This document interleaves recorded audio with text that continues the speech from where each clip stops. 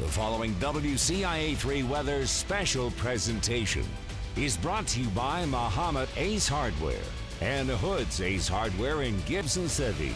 This is Weathering the Storm on WCIA 3. Hello and welcome to Weathering the Storm. I'm Chief Meteorologist Kevin Lighting, joined with Jack Gerfin, Amelia Henderson, and Jacob Dickey. During this 30-minute weather special, we're going to talk about when Central Illinois is most likely going to see a tornado, as well as what you should do in case one is bearing down on you and where you should go. And we'll also take a look back at the hailstorm that caused millions in damage around Central Illinois and how the Weather Service goes about issuing warnings for these types of severe weather events. Plus, have you thought about your pets during severe weather? We'll take a look at some things you can do to keep your pets calm and safe when thunderstorms approach. And we're going to take a look at some weather folklore. Is it myth or fact? And we come to you here standing in Meadowbrook Park, where almost to the day, 25 years ago, an F3 tornado ripped right through here, went into Urbana, causing extensive damage. And for one family who survived that tornado, it would make them rethink how they get notified about severe weather.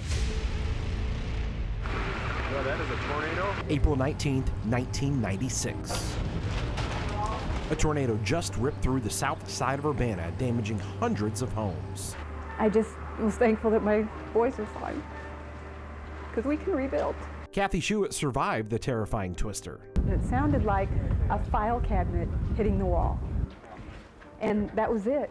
That was all there was, and it was real quick. Flash forward 25 years later, and Kathy still describes it the same as she did in 1996. It sounded like one of the file cabinets from his office hit the wall. That day is still Illinois' largest tornado outbreak on record. Luckily, Kathy's husband was paying attention to the weather that day. He came to me and said, "You need to get the kids and go to the basement." Taking her husband's advice, she grabbed the kids and went for cover. My older son said I was yelling for my husband to get down. I was yelling, "Get down, get down, get down." And so he just closed the basement door and got down a few steps, and it hit. The house took a direct hit from the F3 tornado, leaving damage everywhere. I remember you called 911, and I remember he said, "I think we've been hit by a tornado." Alive, but in shock of what just happened, the Schuetts were left to pick up the pieces. He said, "We'll be okay. We can rebuild and we'll take care. We'll be okay." But knowing severe weather season was just beginning, they wanted to be even better prepared for next time. So they got a NOAA Weather Alert radio. Since we had that experience, it was a piece of equipment that we thought that, you just have to have. That NOAA Weather Alert radio would work great for the Schuetts for many years to come. But instead of hearing this, Doppler radar indicated a severe thunderstorm capable of producing a tornado. the Schuetts and, well, the rest of Champaign County both would hear nothing but this for the past 14 months. But the question is, why?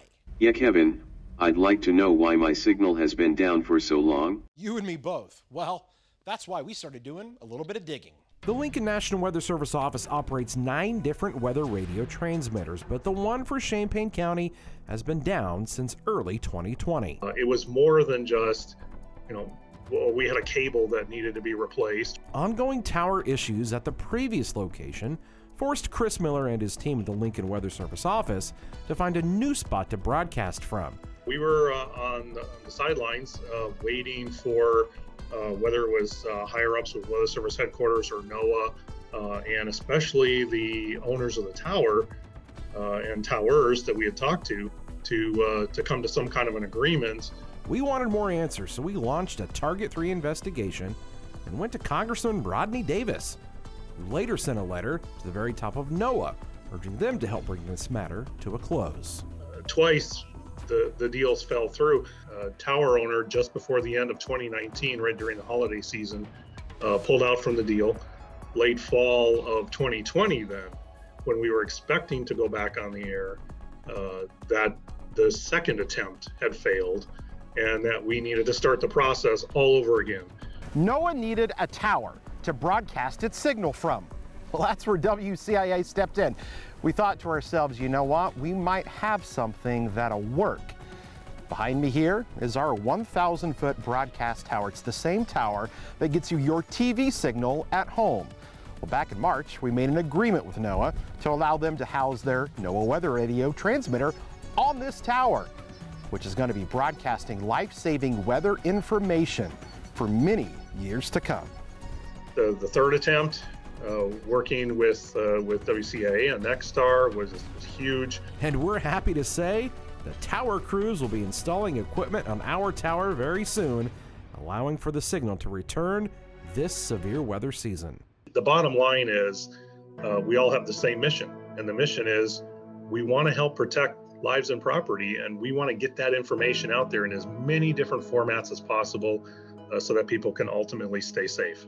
And as for the Schuetts, You really have to prepare, you really have to be ready, you really have to take warning seriously. You know, pay attention. It's because I didn't think it could happen, and it can. When your local meteorologists issue a severe weather warning or tornado warning, many are left with only minutes to find a safe location in their homes. It's always best to have a plan before severe weather strikes. But I have a plan for my family so that we're prepared, it's already there. So if a warning goes off from the FEMA app, I'm all ready to go. Some people are interested in seeing storms firsthand. However, one place you never want to go when a warning is issued is outside or by windows. There's people in the community who they're interested in the storm, and so they hear the alert, they want to go outside, they want to see what's going on. We caution those people to go take cover, take the warning seriously, and do not go outside. Before heading to a safe location in your home, there are a few things you should bring with you. Those include bottles of water, a phone charger, a flashlight, batteries, and of course, pillows and blankets. After you have all your supplies, next you'll need to head to the safest location in your home. The most important thing is to get to an interior room on the lowest level. So getting to, if you have a basement, if not a crawl space, and if not, somewhere where there's no windows and you're inside of the house. And if you don't have a basement, your next best option is an interior room without any windows, or of course, a bathroom. Now the bathroom is always a great option, not only because of the piping, but also the tiles add more strength to the walls around you. Now the next thing you need to do is grab your pillows, your blankets, pop them in the tub. Of course, don't forget your pets. Have my dog here, then all you have to do is hop in the tub.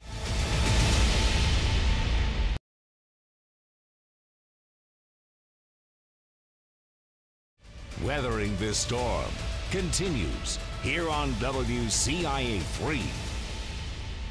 We spend a lot of time talking about tornado warnings, but we still need to respect the threat that severe thunderstorms can bring, including large hail. Central Illinois learned that last year on July 11th. July 11th of 2020, we had a major hailstorm come through, kind of down the corridor of I-74. For State Farm agent Greg Kurtenbaugh and insurance agents across the region, 2020 was a busy year for hail claims. State Farm last year paid out about $375 million just in claims for hail last year, which ranks second out of all states in the United States, Texas being number one. While hailstorms are costly, there are things you can do ahead of time to be prepared. Before that storm hits, months before, weeks before, meet with your insurance agent. Just make sure you understand the coverages you have. Make sure you understand what deductibles you're responsible for. Make sure you have the coverages that you need. After the storm, you'll work with contractors just like this to repair any damage to your property. But there are some things you should be aware about. If you're looking for contractors, it's important to get somebody you trust and somebody you know. Ask for referrals. Always get 2 or 3 estimates when you're getting any work done. There's some fraud out there with contractors.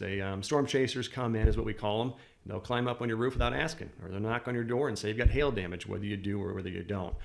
Never pay for the work up front. That's just good advice. So make sure the work is completed and you're satisfied with it. Ask if there's warranties with it. Those are all things you can do when you're picking out a contractor to make sure your roof is completed and done correctly. Remember, you can always check with your insurance agent first on how to make repairs to your property before the contractor begins. Tornadoes can occur at any point of the year, but there are some key periods where they're actually a little bit higher likelihood to occur. And that includes the month of April, the top spot there, 583 on average, followed closely behind with the months of May and June. But we can even look at the specific part of the day that a tornado is likely to occur based upon the hour here. Notice how things ramp up in the afternoon, with the peak time being at around 5 p.m. Now, how about where in central Illinois are tornadoes most likely? Well, here's the thing. They have occurred in every single county. Each one of these lines is actually representing a tornado track that has occurred since 1950. No place left unscathed, so you always have to be prepared during severe weather season. If you happen to be caught outside during a lightning storm with no available shelter nearby, the following actions can help reduce your risks. Never lie flat on the ground. Crouch down in a ball-like position with your hands tucked and hands over your ears so that you are down low with minimal contact to the ground. If you're caught on an elevated surface such as a hill, a mountain, or even ridges, you want to immediately get to lower ground. And never take shelter under an isolated tree because they can easily be struck by lightning and catch on fire. Immediately get out of and away from lakes, ponds, and any other bodies of water. And lastly, stay away from objects that conduct electricity such as barbed wire, fences, and power lines. We've had weather lore and sayings for generations, but where did they come from? What do they mean? And most importantly, are they even accurate? We're going to look at just one of them today. The red sky is at night, sailors delight. Red sky is in the morning, sailors take warning. That's by far the most common one. It's the most well-known. It's actually been around for a long time. It's in fact recorded in the book of Matthew in the Bible. So it's definitely the most well-known one. So we'll talk about that with its two portions of it, the red sky at night and the red sky in the morning. We'll start off though with red sky at night, sailors delight. Everything with our atmosphere in the northern hemisphere generally moves from the west to the east. So as we look off to the west, you can see that there's an area of high pressure over there. And as we go towards sunset looking west, you can see that we've got the nice red sky there. So that's going to be the delight portion of it. The meaning of that is due to the fact that we've got the sun going through a thicker portion of the atmosphere during sunset. So it's not coming straight down anymore. It's why you lose a lot of the blue sky aspect of it. We also have, with high pressure, more in the way of some dust particles. It's a more stable air mass. And so that gives us more in the way of red skies during our sunset. So that's why we can assume that since everything comes from west to east, high pressure, which is more stable and is quiet weather, has a higher concentration of dust particles, will be on the way for us for the day tomorrow, let's say, for example. So good weather on the way when our skies are looking red to the west at sunset. Now at sunrise though, we again have the same situation. The sunshine is going through a thicker portion of the atmosphere. There's high pressure that it's going through, but the problem could be explained by the fact that high pressure would be to the east of us and that to the west of us there could potentially be maybe some rain showers on the way. And that's why we take warning with that, because that means that more unsettled weather could be on the way.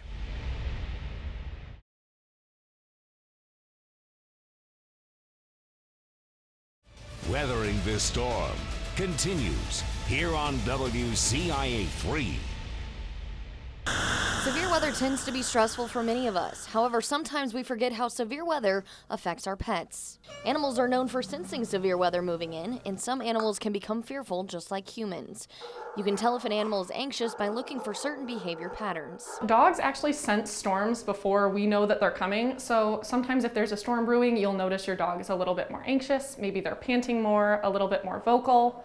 A lot of dogs will get more clingy too and want to stay right next to you. We can see their agitation in those that are agitated by it sometimes. Usually that manifests in barking, sometimes it can be pacing, being a little bit more destructive than usual. If you know ahead of time that your animal does get scared during severe weather, one thing you can do, head to your local pet store, grab any of the following supplies such as a thunder shirt for both your dog and your cat, or even pheromone spray to help prevent them from getting scared when severe weather strikes. It's kind of like a big hug. You know, it wraps them up and it compresses a little bit without being uncomfortable. It makes them feel secure.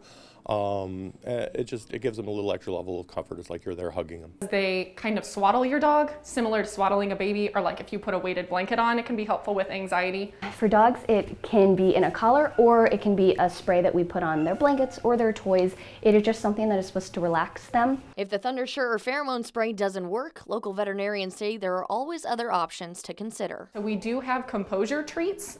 We carry them in clinic, but you can find them at your local pet stores as well. That can just help provide a little bit of calming for both dogs and cats. Sometimes that's not quite enough, and we'll actually prescribe medication. So trazodone is one of the more common ones that you would give maybe an hour before the storm starts, and that can really help calm them down. For more information, you can head to our website at WCIA.com. Much of the focus on severe weather safety is often spent on tornadoes, hail, and damaging winds. Those are all things you can see. But the #1 most extreme weather killer, it's extreme heat. Make no mistake, a heat injury can be fatal, and so it has to be taken seriously. Dr. Michael Smith, a staff physician in the emergency department at Kirby Medical Center in Monticello, treats patients for heat exhaustion and heat stroke every year. Extreme heat is very dangerous for us human beings because past a certain point in absolute temperature and relative humidity, we lose our ability to accommodate to the environment. Heat emergencies have 3 stages to watch for: heat cramps, heat exhaustion, and heat stroke. Heat cramps are the first sign of heat emergencies and can be reversed with basic first aid. However, heat exhaustion and heat stroke are increasingly dangerous. Heat exhaustion is feeling signs and symptoms of illness after being exposed to heat for a prolonged period. Heat stroke is the immediate life-threatening emergency, so somebody becomes delirious, confused, in extreme cases unconscious. Certainly those cases of altered mental status is an immediate call 911 and get that person to an emergency facility for care. When temperatures soar, avoid strenuous activities. Wear light clothing. Watch for heat cramps and heat exhaustion. Look for heat stroke signs. Never leave people or pets in a closed vehicle. And check on family members, neighbors, and those more susceptible to the heat.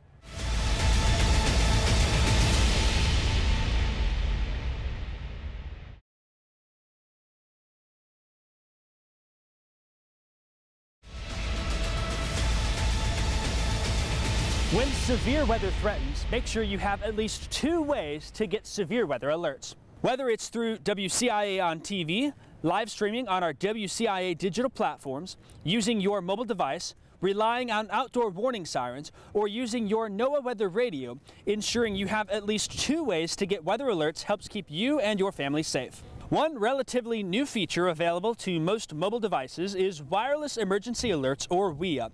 If you have a WIA-enabled smartphone, you get weather alerts for tornado warnings and tornado emergencies, flash flood emergencies, extreme wind warnings, blizzard warnings, and ice storm warnings. Coming new in July of this year, severe thunderstorm warnings that meet a specific criterion or tag will also be sent through Wireless Emergency Alerts.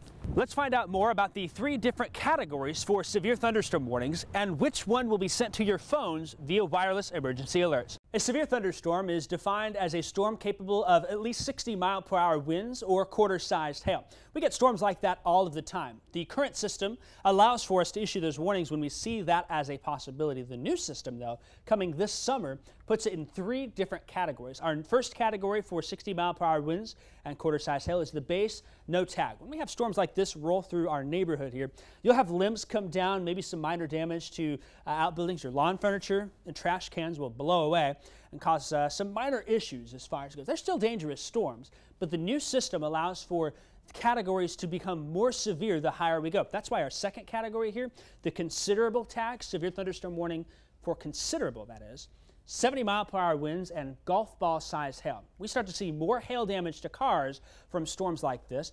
Those storms can really cause some problems even with the winds. Notice the trees start to blow down here. Some power lines can become damaged, causing outages for a few hours in your neighborhoods. These storms are more severe, but they're not the worst type we can get. The highest level reserved now for destructive tag here, and that's for severe thunderstorm warnings with 80-mile-per-hour winds and baseball-sized hail. Look at what that can do if that storm comes through your neighborhood.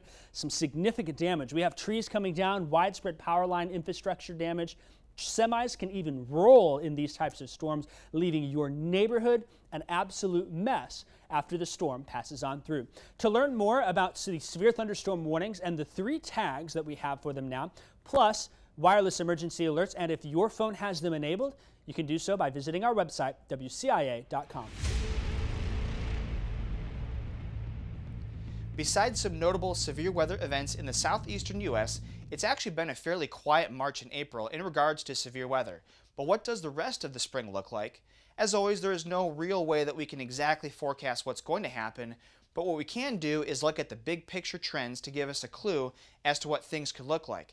And there's no better trend to look at than ENSO, or El Niño Southern Oscillation. ENSO is the cycle of warmer than normal or cooler than normal sea surface temperatures in the eastern and central portions of the equatorial Pacific caused by a reversal of the winds. we've been in a La Nina since October, and we just got through a La Nina winter when the waters in the Pacific are cooler than normal. And that trend of La Nina looks to continue to this day. The reason that that has an impact on our climate, even remotely here in the Midwest, is because the Pacific is one of the largest sources of and sinks of energy because it's a giant body of water. And so it affects the flow of the jet stream. With a La Nina like we have, especially when it lasts into the spring, this pushes the jet stream further to the north while also causing it to become more amplified on average.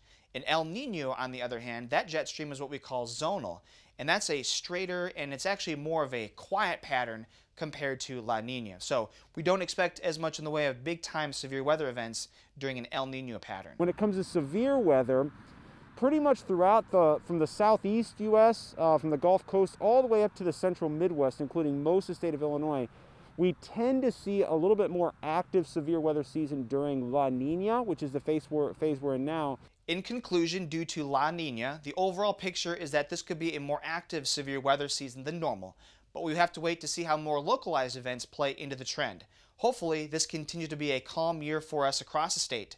Dr. Ford, though, does give us some good news in regards to fatalities. We've gone 3 consecutive years in Illinois without having a tornado-related fatality. I would say I'd credit that to meteorologists such as yourselves, providing good warnings, good awareness from National Weather Service offices, that sort of thing.